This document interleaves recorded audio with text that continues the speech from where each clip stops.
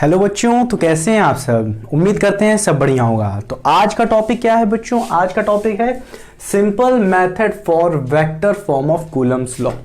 ठीक है, आज हम लोग पढ़ेंगे वेक्टर फॉर्म क्या होती है कूलम्स लॉ की।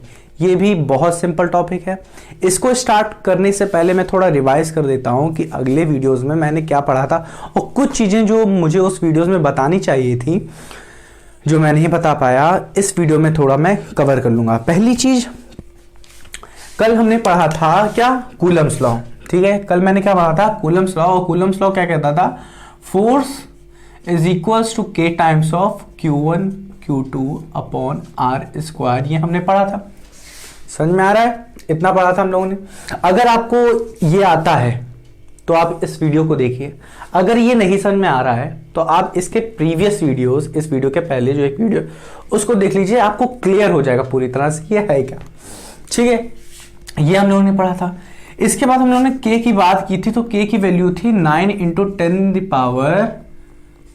10⁹ newton metre square coulombs square. जो k होता है, k की एक वैल्यू होती है 1/4πε0। ठीक है, नॉट लगा रहे क्योंकि नॉट रिप्रेजेंट करता है एयर और वैक्यूम को। ठीक है, नॉट रिप्रेजेंट करता है एयर और वैक्यूम को। ठीक है, और ई ये है पोर्शन, ये क्या है? परमिटिविटी। इसको आगे पढ़ेंगे। ये क्या है? परमिटिविटी। समझ रहे हो बच्चों? ये क्या है? परमिटिविटी। ठीक, इतना ही पढ़ाना था। ठीक है, इतना ही रिवाइज करवाना था आपको। अगर ये आपको आता है तो ये वाला टॉपिक अब क्लियर हो जाएगा। ठीक है बच्चों, तो चलिए स्टार्ट करते हैं। इसमें हम लोग सिंपल मेथड पढ़ने वाले हैं। सिंपल मेथड से कैसे आप वेक्टर फॉर्म को याद रख सकते हैं। क्या है वेक्टर फॉर्म?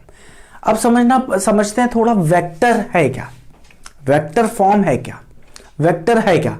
ठीक है, स्केलर हमने पढ़ा था। स्केलर कोई क्वांटिटी होती है, हाँ कि ना। वेक्टर क्या करेगी? उसी की आपको एक डायरेक्शन दे देगी। क्या दे देगी? डायरेक्शन दे देगी। देखिए कैसे। जैसे मान लेते हैं कि ये कोई हाँ देखिए, ये कोई R है। R की कोई वैल्यू होगी, हाँ कि ना। R है, R की 10 वैल्यू हो सकती है, 20 वैल्यू हो सकती है, कुछ भी हो सकती है, any value, R having some value. पर इसमें जब ये लग जाता है वेक्टर, तो इसका मतलब R की कोई एक डायरेक्शन भी होगी, एक डायरेक्शन भी होगी। एक टर्म याद रखिए आप, जिससे हर सवाल आपके सॉल्व हो जाएंगे लगभग। क्या है वो? यूनिट वेक्टर है। हमेशा हम किसी भी स्केलर फॉर्म में अगर यूनिट वेक्टर ऐड कर देते हैं, क्या ऐड कर देते हैं? यूनिट वेक्टर ऐड कर देते हैं, तो वो वेक्टर फॉर्म बन जाता है। वो वेक्टर फॉर्म बन जाता है। अभी देखिएगा, हम लोग यही काम करेंगे इसमें। कूलम्स लॉ में हम लोग क्या करेंगे? एक यूनिट वेक्टर ऐड कर देंगे। क्या करेंगे? एक यूनिट वेक्टर उस फॉर्मूले में ऐड कर देंगे, जिससे ये कूलम्स लॉ किस में चेंज हो जाएगा? Vector form of the Coulomb's law. इसको हम लोग इस वीडियो में सिंपल मेथड से समझेंगे कैसे होता है। ठीक है, समझ रहे हैं? अब थोड़ा सा बात करते हैं थोड़ा डायग्राम की, कि वेक्टर फॉर्म में किस तरह डायग्राम बनता है। मतलब डायग्राम तो वही रहेगा, तो कुछ चीजें चेंज हो जाएंगी। जैसे क्या? कूलम्स लॉ की डिफिनेशन आपको पता है कि नहीं? नहीं पता है? प्रीवियस वीडियो देखिए, उसमें मैंने लिख भी दिया था लास्ट में कि वेक्टर फॉर्म कूलम्स लॉ की डिफिनेशन क्या होती है। ठीक है, ये कोई चार्ज है, पॉइंट चार्ज, ये भी कोई पॉइंट चार्ज है, हाँ कि ना। ये चीज मैं बता चुका हूं। इन दोनों, इसको मान लेते हैं Q1, इसको मान लेते हैं Q2। इन दोनों की डिस्टेंस हमने क्या मानी थी? मानी थी R डिस्टेंस मानी थी। अब ये R एक वेक्टर हो जाएगा। वेक्टर मतलब कोई डायरेक्शन शो करेगा। क्या करेगा? कोई डायरेक्शन शो करेगा, किस डायरेक्शन में लग रही है। ठीक है, अब डिपेंड करता है आप 1 से 2 लेना चाहते हैं या 2 से 1 लेना चाहते हैं। ठीक है, समझ रहे हैं आप बात को? इस R की कोई वैल्यू होगी, हाँ कि ना। इस R की कोई वैल्यू होगी। आपको एक फॉर्मूला बताता हूं मैं। कभी भी कोई भी वैल्यू हो, मतलब यूनिट वेक्टर, अगर कोई कह रहा है कि यूनिट वेक्टर ऑफ P क्या होता है, यूनिट वेक्टर ऑफ R ये डपांग, तो आप एक फॉर्मूला याद रखिए। क्या है वो? वो फॉर्मूला है A cap is equals to A vector upon mod of A vector. ये होता है किसका? ये है यूनिट वेक्टर, यूनिट वेक्टर।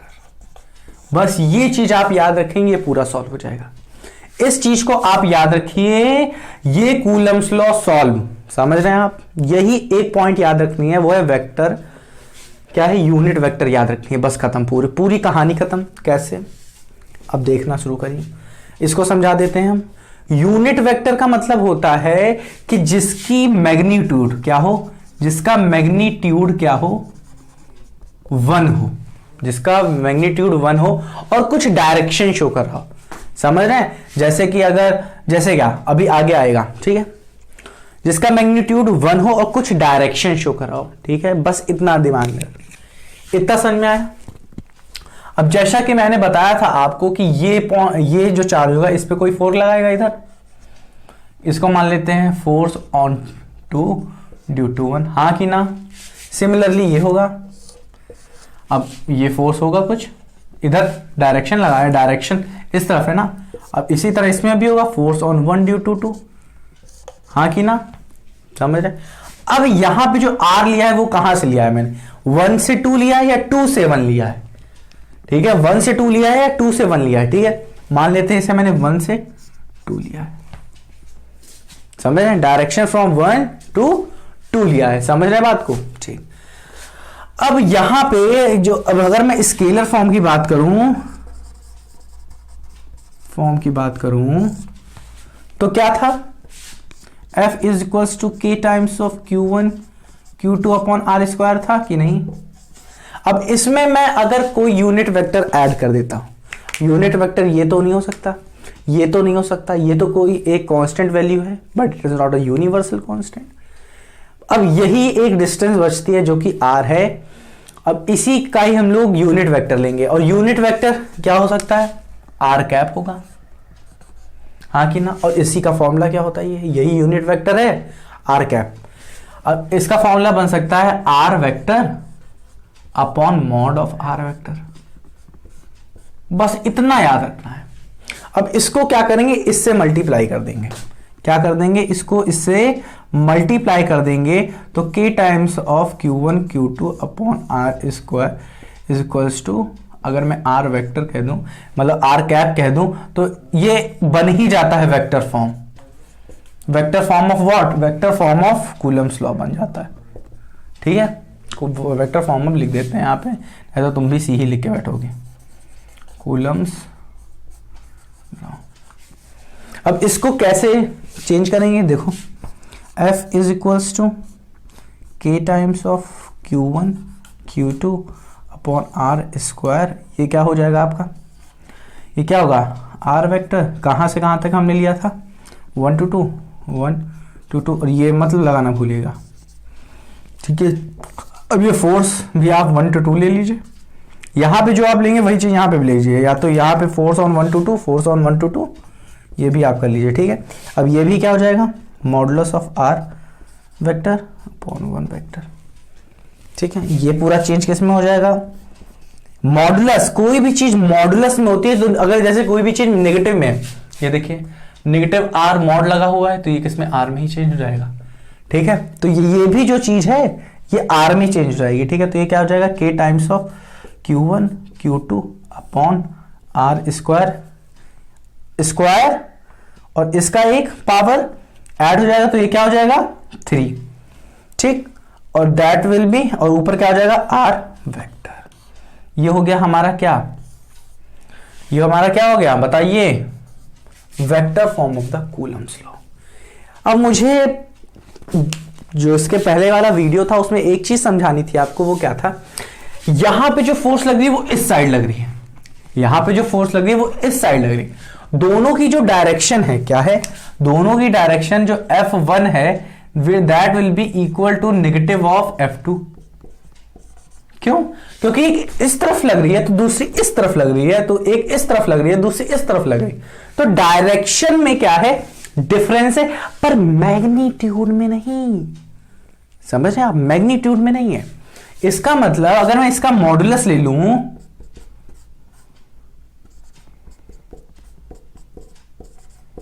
तो ये क्या हो जाएगा, ये दोनों इक्वल हो जाएगा, मतलब क्या हो जाएगा, F1 will be equal to F2। ठीक है, जो इसमें फोर्स लग रही है वही इसमें भी फोर्स लग रही है। समझ रहे हैं आप, बस इतना समझना। क्या ये डेरिवेशन आपको कठिन लग रही है, बताइए, क्या ये डेरिवेशन आपको कठिन लग रही है, बताइए। कुछ कठिन है, कुछ कठिनाई आ रही है। अब इसको आप थोड़ा चेंज भी कर सकते हैं, इसे रब कर दें, मैं हट जाता हूं, अगर आपको लिखना हो तो लिख लीजिए।